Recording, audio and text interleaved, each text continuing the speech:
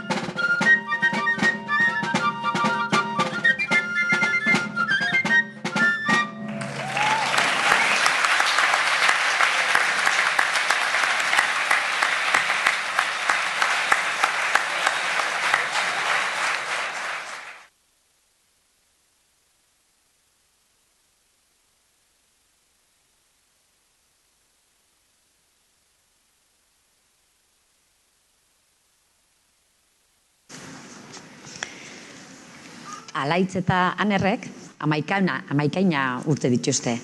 Txikitxatik, dantzak ikasten hasi ziren eta 2017an Azpeitxiko txapelketan lehiatu ziren lehenengo aldiz.